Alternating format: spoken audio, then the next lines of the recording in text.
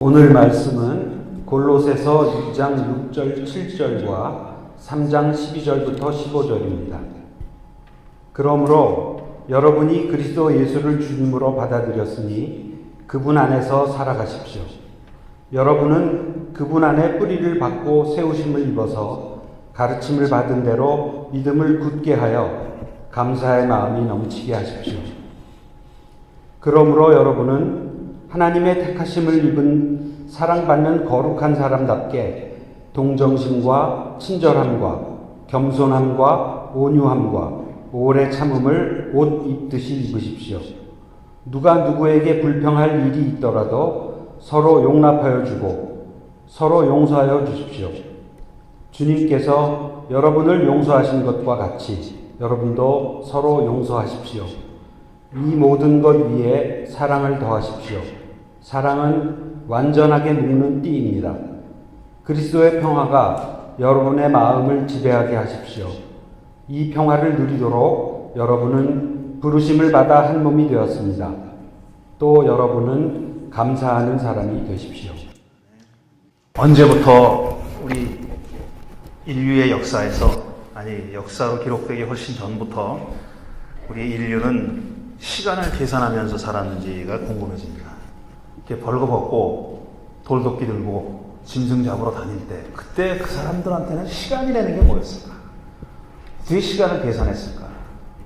아니, 계산하는 방법이 중요한 게 아니라 시간이라는 개념이 어떤 것이었을까 하는 생각을 해봅니다. 제가 고위인류학자가 아니라서 고위인류학자가 아닐 뿐더러 거기에 열심히 공부한 바가 없어서 잘 모르겠지만 배고픈 시간 이런 거 따져보지 않았을까?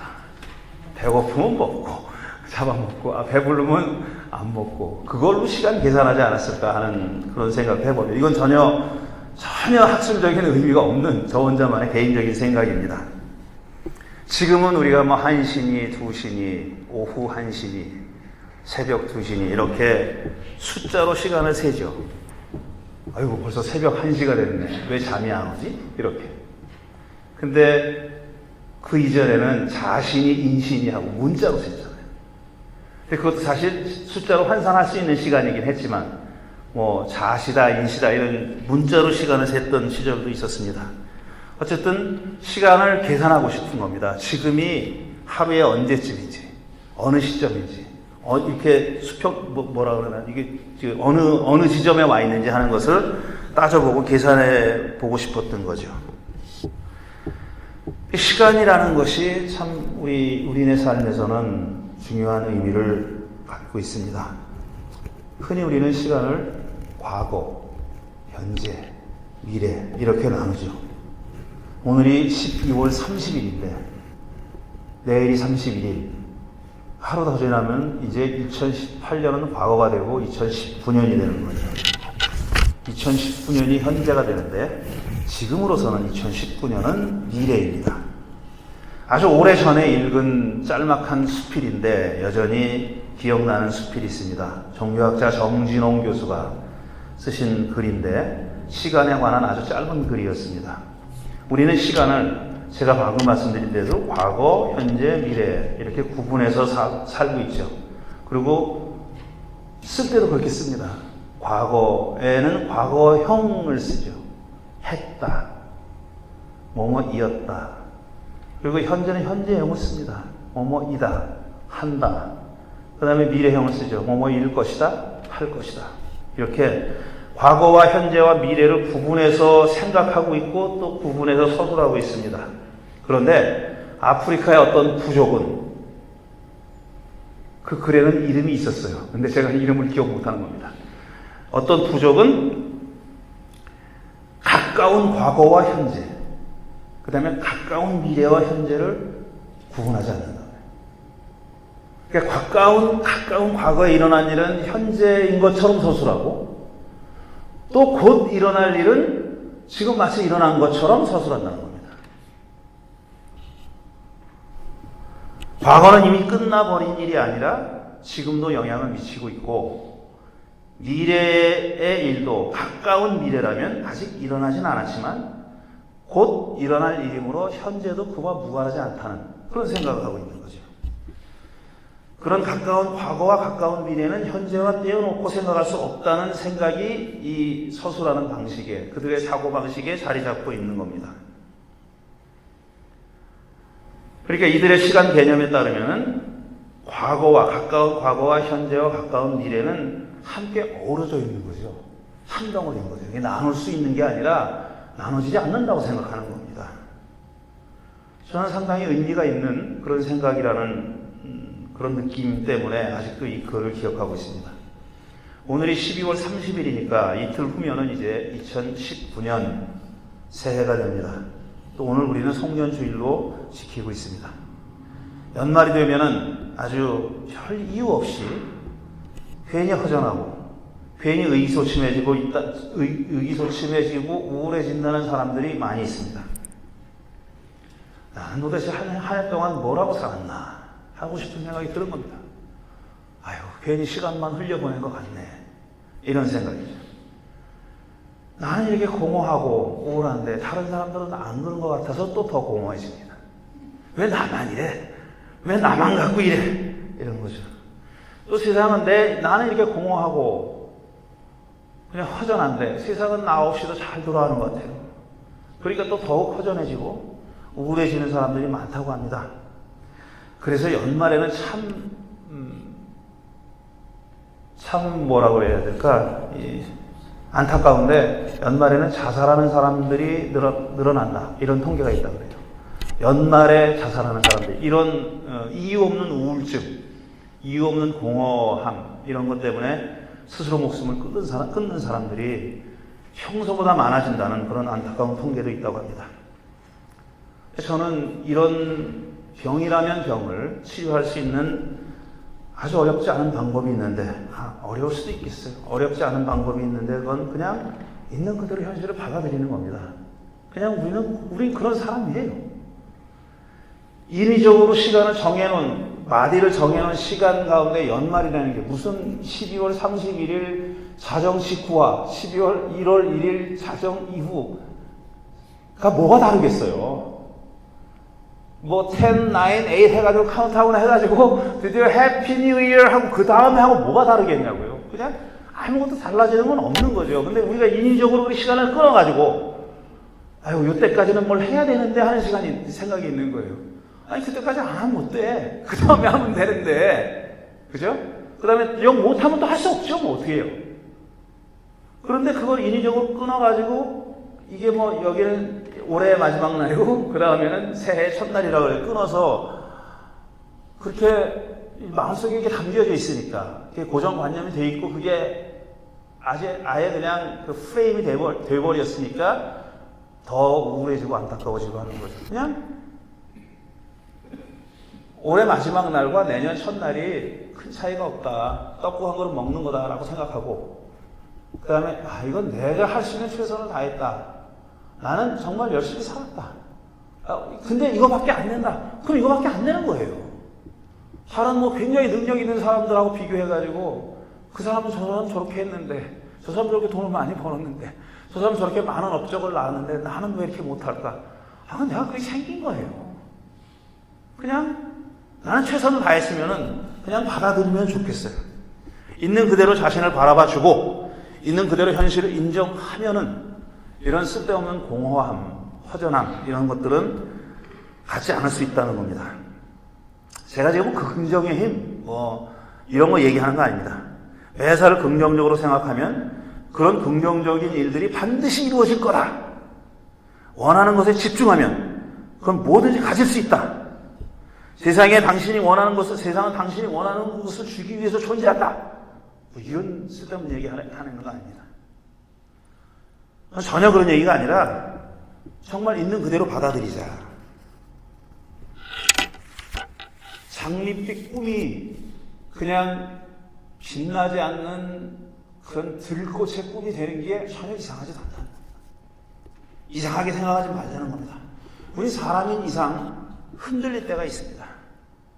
삶에 대한 가치관이 오롯이 서 있다고 해도 흔들릴 때가 있게 마련입니다. 가슴에 품어온 소망을 포기하고 싶을 때가 있습니다. 긍정적이고 밝은 생각으로 하루를 살다가도 때로는 모든 것을 부정적으로 보게 될 때도 있습니다. 모든 것이 부정적으로 보일 때도 있습니다. 완벽을 추구하는 성격이라고 해도 때로는 이런 건 좀 건성으로 넘어가고 싶다, 이런 생각이 들 때가 있습니다. 정직하고 곧고 바르게 살려고 노력해도 때로는 양심에 걸리게 행동할 때가 있습니다. 포근한 햇살이 비치는 날에도 마음에는 심한 빗줄기가 내릴 때가 있습니다. 따스한 사람들 틈에서 숨쉬고 있는 순간에도 문득 심한 소외감이 느껴질 때가 있습니다. 행복만이 가득할 것처럼 보이는 그런 특별한 날일지라도 홀로 소리 없이 울고 싶은 순간이 있기 마련입니다. 재미난 영화를 보며 소리내서 웃다가도 웃음 끝에 스며드는 허탈감에 우울해지는 순간이 있는 것처럼 말입니다. 숨쉬기 어려울 정도로 할 일이 많이 쌓여있는 날에도 머리로만 이거 해야 되는데 생각할 뿐 그냥 멍청히 가만히 보고 있을 때도 있습니다.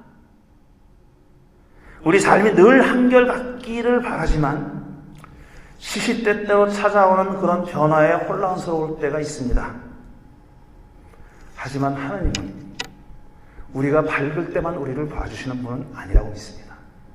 우리가 이유 없이 이렇게 우울해할 때도, 뭔가 해야 된다고 하지만 멍청하게 가만히 있을 수밖에, 온몸에 안 움직일 때, 뭐가 정말 마비가 된 듯이 아무것도 생각하기 싫고 아무것도 하기 싫을 때도 하나님이 우리를 사랑스러운 눈으로 지켜보고 계시다는 것, 하나님은 그런 분이시라는 것, 그거 잊지 마십시오. 하나님은 우리 잘할 때만 잘한다 하시는 분 아닙니다. 우리가 정말 이유 없이 좌절하고 슬퍼하고 그냥 고개 푹 숙이고 있을 때도 내 새끼가 저러면 안 되는데 하고 지켜보시는 분이 하나님이십니다. 하나님은 사람을 한 가지 모습만 보고 판단하시지 않습니다. 우리 사람들이 그런 음과 양이, 긍정과 부정이, 에너지와 에너지 없음이 공존하고 있는 그런 존재라는 것을 충분히 이해하고 계십니다.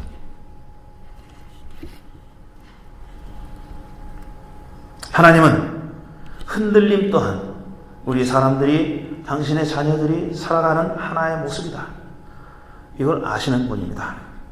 그래서 적당히 소리를 내며 사는 것이 우리 사람다운 삶입니다.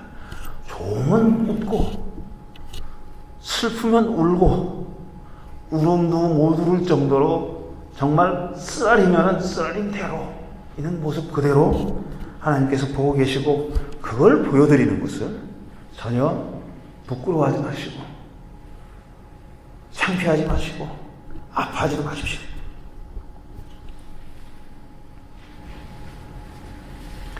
제가 오래전부터 송년주일에 여러분과 함께 읽는 시가 있습니다. 제가 이 시를 어저께는 이게 도대체 누가 지은 시인가 찾아보려고 인터넷을 엄청나게 뒤졌어요. 근데 이 시가 인용되어 있는 그런 블럭이나 이런 거 되게 많은데 작자도 없고 제목도 붙여놓은 사람마다 다 달라요, 제목이. 그러니까 이게 구전인가 봐요. 작자가 없는 구전인가 본데, 송년주일에 여러 번 읽어드렸지만 오늘 또 한 번 다시 읽어드립니다. 기대한 만큼 채워지지 않는다고 초조해하지 마십시오. 믿음과 희망을 가지고 최선을 다한 거기까지가 우리의 한계이고 그것이 우리의 아름다움입니다. 누군가를 사랑하면서 더 사랑하지 못한다고 애태우지 마십시오. 마음을 다해 사랑한 거기까지가 우리의 한계이고 그것이 우리의 아름다움입니다.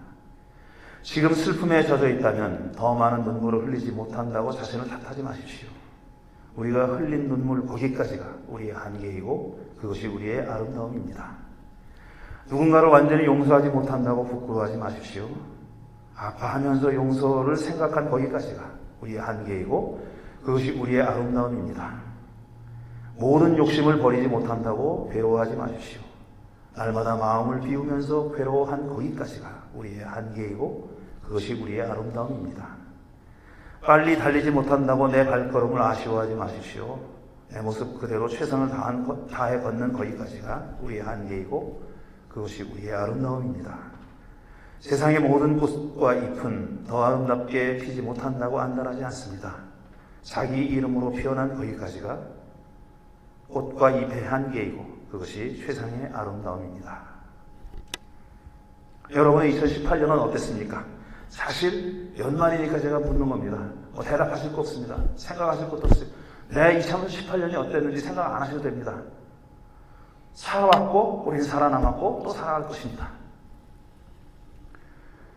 먼 훗날 여러분의 2018년이 어떻게 기억될지 그것도 생각하지 마십시오. 기억이 나면 기억나는 거고 기억 안 나면 안 나는 겁니다. 기억 안 나는 거면 감사하죠. 그냥 평범했던 그냥 일상이었으니까 그것도 감사한 일이죠. 뭔가 기억나는 일이 있었다면 여러분이 거기에 마음을 쏟았기 때문에 기억나는 겁니다. 좋은 일이든 나쁜 일이었든 이뤘던 일이었던 의리지 못한 일이었던 여러분이 거기에 최대한으로 마음을 쏟았기 때문에 그게 기억이 남는 것입니다. 그게 이루어졌다 그래도 감사할 일이고 이루어지지 않았다 그래도 감사할 일입니다. 한 장 남은 달력을 바라보며 또다시 시 한 편이 생각납니다. 안도현 시인의 시입니다. 연탄재 함부로 발로 차지 마라. 너는 누구한테 한 번이라도 뜨거운 사람이었냐. 짧은 시입니다. 지금 하얗게 다 타버린 연탄재가 있어요.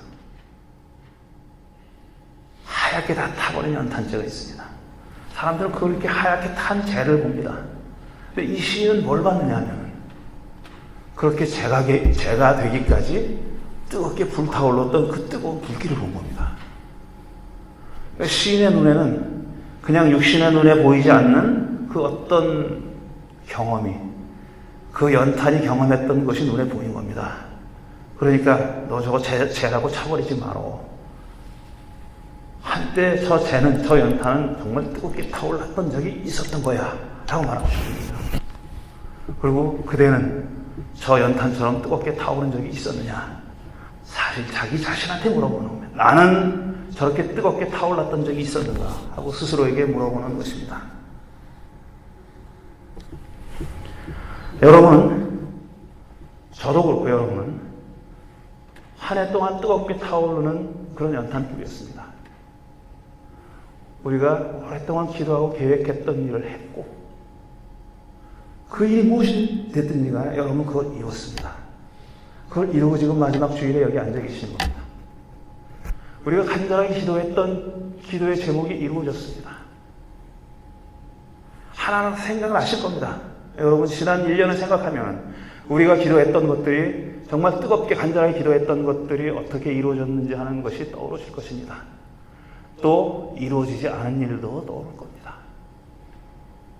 그게 우리를 뜨겁게 불살랐던 그런 우리의 2018년이었던 겁니다. 그것만으로도 충분히 우리는 넉넉하게 감사하고 넉넉하게 한 해를 접을 수가 있는 겁니다. 여러분 그렇게 합시다. 마지막으로 오늘 읽은 골로새서 말씀을 다시 한번 읽어드리겠습니다.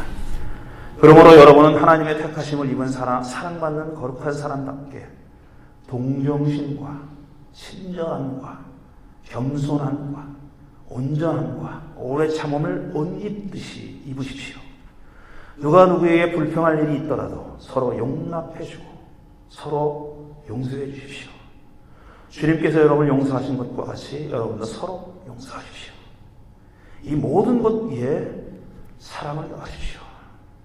사랑은 완전하게 묶는 띠입니다.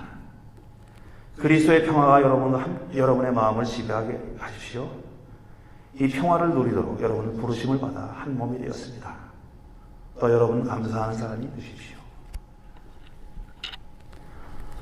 이것으로 2018년 제가 여러분들께 드리는 모든 설교라는 틀 안에서 드리는 말씀을 다 마칩니다. 이게 제가 여러분과 함께 했던 하나님의 말씀을 붙들고 했던 것을 마무리 짓는 그런 말씀입니다. 한 가지만 더 하겠습니다. 제가 우리 한국 사람들이 잘 안 하는 일이고 특히 평균보다 더 한국 사람인 저는 이런 일을 평생 처음 해봅니다. 목회를 오래 해보면서도 사실 처음 해보는 일인데 하겠습니다. 제가 1993년도 11월 달에 미국에 왔습니다. 그러니까 28년 됐습니다. 1993년 11월에 미국에 왔는데 우여곡절이 많았죠, 정말. 다른 어떤 목회자들에 비하면 저는 평탄하게 목회를 해온 게 사실입니다. 제가 뭘 힘들었다 이런 얘기 못 합니다. 어디 가서 친구 동료 목사들한테 내가 진짜 힘들었다 이런 일 없었어요. 제가 교인들한테 쫓겨난 적도 없고요. 교인들한테 욕먹은 적도 없습니다. 그냥 뒤에서 욕했는지 모르지만 앞에서 태워놓고 저게 목사냐 이런 말 안 들어보고 살았습니다. 아직까지. 진짜 고마운 일이에요. 저처럼 이렇게 평탄하게 평생을 목회 아직도 더 하겠지만 한동안 더 하겠지만 평탄하게 목회할 사람도 없어요. 근데 그때 첫 주일부터 이 향림교회 함께 한 분들이 계십니다. 제가 왔을 때 계셨던 분들입니다. 그분은 저는 평탄하게 목회했지만 향림교회가 걸어온 길은 그렇게 평탄하지만은 않습니다. 근데 그렇게 굴곡 많은 정말 부침이 많은 세월을 저는 그래도 평탄하게 걸어온 걸 감사하는 거지 교회 자체가 풍파가 없었고 부침이 없었다고는 말할 수 없어요. 그런데 그 부침 가운데서 들어오고 나가고 이 하는 가운데서도 꿋꿋이 정말 28년, 25년 동안 교회를 지켜오신 분이 있습니다. 그분들은 저와는 여러 가지 면에서 생각이 다른 점이 많았어요. 크게 보면 같은 길을 걸어왔다라고 생각하는데 이 세세한 면에 디테일에 들어가면 많은 점이 다르습니다. 근데 그 다른 거를 한 번도 그것 때문에 나는 당신이 마음에 안 든다고 해본 적이 없어요. 그리고 어디 가면은 그렇게 제 자랑을 합니다. 그래서 저도 그 자랑하는 사람이 전가 싶을 정도로 너무나 과장해서 자랑을 하시는 분이에요. 그렇게 25년을 사셨어요. 한결같이 단 한순간도 교회를 떠나지 않고 사셨어요. 그분 참 고마워요. 그분은 이영호 이인숙교 두 분입니다. 또 한 분 더 계십니다. 1995년도에 오셨어요. 그러니까 23년째 됐어요. 이분은 23년 동안 줄곧 성가대원을 하시는 분입니다. 이게 쉽습니까, 여러분? 23년 동안요, 같은 교회를 출석하는 것도 힘들어요. 23년, 25년 된 분이 없습니다, 여기 지금. 근데 이분은 23년 동안 처음에 교회 오자마자 몇 주부터 성가대에 조인하자가 지금까지 하십니다. 지금 연세가 39이 좀 넘었어요. 제가 생각할 수 있는 극한의 나이는 39살입니다. 제일 높은 나이. 근데 지금도 노래를 너무 잘하시고, 너무 열심히 하시고, 참 고맙습니다. 그렇게 23년 지낸 동안에 남편 되시는 분은 하나님 나라로 가셨고요. 자녀들은 다 결혼해서 지금 아이를 낳고 할머니가 되셨습니다. 근데 지금은 할머니가 되셨지만, 처음에 성가대 시작했을 때는 지금보다 훨씬 더 고우셨습니다. 목소리도 더 젊었고요. 굉장히 좋았어요. 근데 지금도 제가 감히 판단할 수준은 안 되지만 우리 지휘자 전도사님이 그러시더라고요. 저 연세라고 하면서 미안하다 그랬죠. 연세라 그래서 저 연세에 이렇게 목소리가 고우기는 참 힘들다라고 하셨어요. 우리 한동욱 교우십니다. 저는 다 일어나서 박수 드렸으면 좋겠어요. 정말 여러분 다 일어나셔서 박수 드렸으면 좋겠어요. 지금 이영호 이인숙 교우 두 분이 안 나오셨지만 지금 이 자리를 기억하고 계실 것이라고 믿고 이거 다 녹화됐으니까 나중에 보여주시기 바랍니다. 세 분 정말 감사합니다. 기도하겠습니다.